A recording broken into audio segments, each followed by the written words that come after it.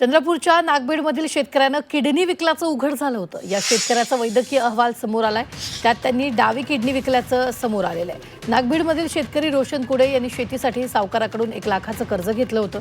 वेळोवेळी पैसे परत केले, पण तो चक्रवाढ व्याजाच्या फेऱ्यात अडकला। 1 लाखाचं कर्ज थेट 74 लाखांवर पोहोचलं। ते फेडण्यासाठी त्यानं काही जमीनही विकली, तरी कर्ज बाकीच असल्याचं सावकार सांगत होता।